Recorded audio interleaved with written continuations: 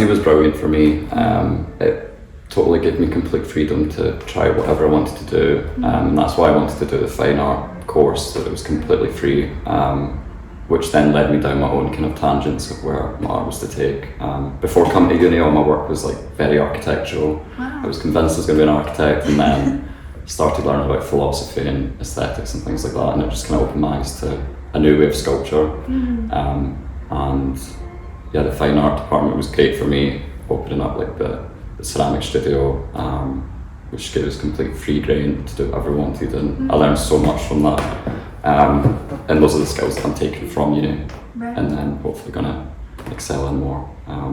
And it was kind of during lockdown as well that I couldn't do the sculptures, so then it led to going back into painting, and kind of painting sculpturally was what I found during lockdown, and then everything's kind of came from there. And my degree show was kind of like a celebration of the perseverance through lockdown, and the philosophy of just having things to appreciate and enjoy that isn't all doom and gloom, which we were all feeling, but it's like let's put a good spin on this. Yeah. A lot of the sculptors that I'm interested in are mostly British sculptors or sculptors. Henry Moore, Barbara Hepworth, and my favourite's Rachel Whiteread. I just love her materiality with things and the philosophy behind them as well. But as far as Chinese artists goes, there's a Chinese sculptor called Zhang Wang who makes scholar stone-esque sculptures, but they're cast out of aluminum. So it's like the object or the material of it is to be what's around it, so it completely like encapsulates the gallery or the garden.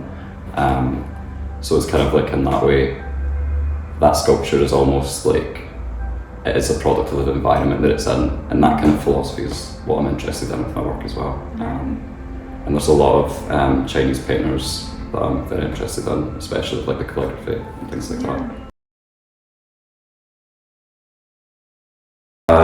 During lockdown, I started researching into bonsai and ikebana as just different ways of displaying work, and I stumbled across Gongshin, which is like the scholar stone art form and practice, and from then it was just like this was my example, or found something that was abstract but natural, and it being celebrated for that.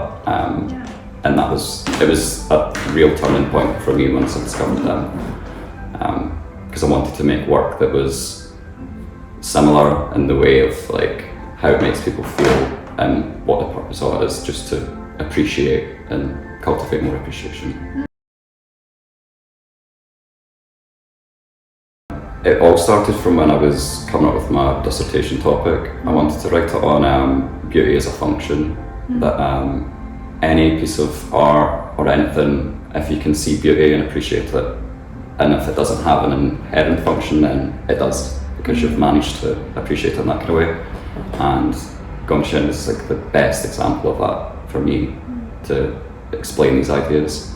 And I found that it was quite a stretch trying to explain, beauty is a function, but from learning all about the scholar stones and stuff, I was like, no, this is what's important to me. And that's why I ended up writing my dissertation on how they are and how they've influenced sculpture, and what we can learn from them.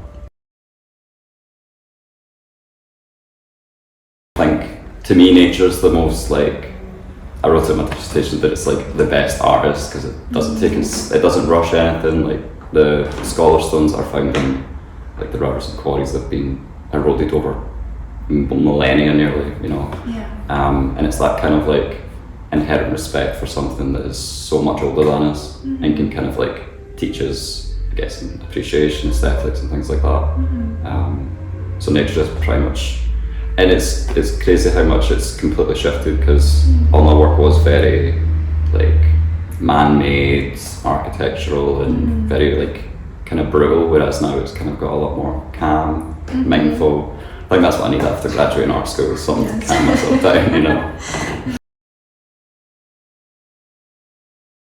I really love the ceramic bony stones, because the making of them as well is kind of like a meditation that they take about 2 days to coil build and build up.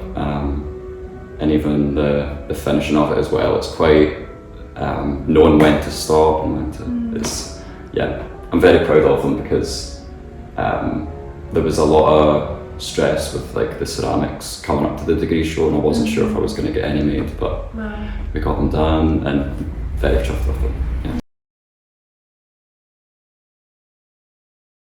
I'd love to go over to China and Taiwan to learn more about scholar stones and see them for real in their situation, you know, because it's all good me looking online, but I want to actually feel the presence of being in that situation, you know.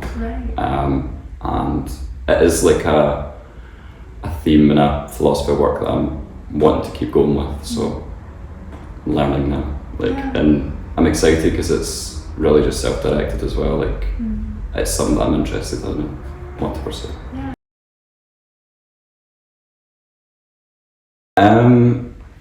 I just want like a sense of wonder and like calm, and I want people to touch the sculptures because I know that's the thing of like, oh, it's in this setting, is it untouchable? And I'm like, no, like throw it about if you want, I don't care, enjoy it, you know. I just want it to be not serious, and like the kind of philosophy behind them is a little bit deep, but it's not inaccessible, and that's kind of what I wanted to do with making my work about. Because them being called scholar stones to me is it's kind of like elitist, and I don't want that. I want everyone to appreciate them and have the opportunity to see them as well.